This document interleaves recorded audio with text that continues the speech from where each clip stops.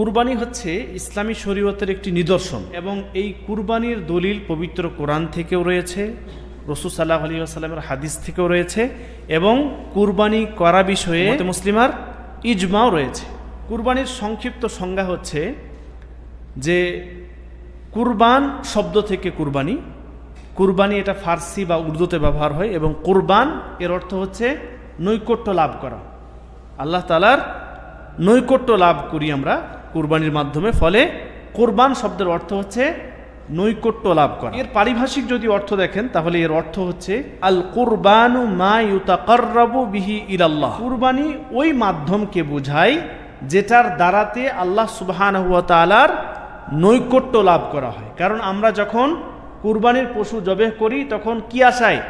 আল্লাহ তাআলার নৈকট্যের আশায় না গোশত খাওয়ার আশায়? আল্লাহ তাআলার নৈকট্য লাভ যেন করতে পারি, আল্লাহ তাআলা যেন আমাদের থেকে খুশি হন, আল্লাহ তাআলার নৈকট্য যেন লাভ করতে পারি, সে উদ্দেশ্যে আমরা এই কুরবানি করে থাকি।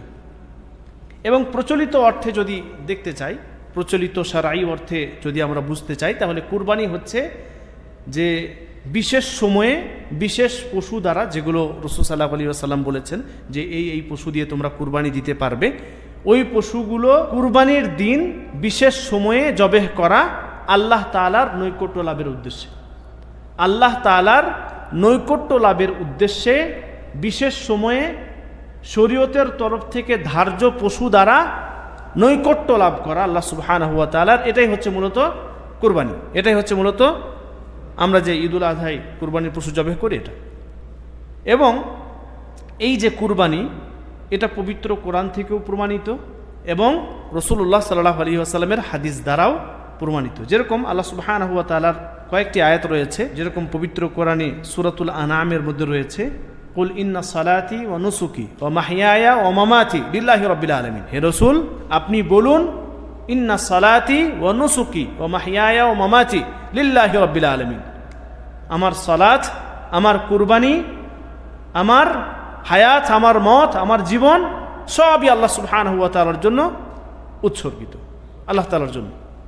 তো এখানে এই যে সালাতের পরে নুসুকি শব্দ এলো, এখান থেকে স্পষ্ট যে কুরবানি করার প্রমাণ পবিত্র কোরআন থেকে পেয়ে গেলাম। দ্বিতীয় হচ্ছে রাসূলুল্লাহ সাল্লাল্লাহু আলাইহি ওয়াসাল্লামের হাদিস থেকে, যেরকম সহিহ বুখারীতে হাদিস রয়েছে, আনাস বিন মালিক রাদিয়াল্লাহু তাআলা আনহু তিনি বলেন, রাহান নবী সাল্লাল্লাহু আলাইহি ওয়াসাল্লাম বিকাবশাইনি আমলাহাইনি আকরানাইনি।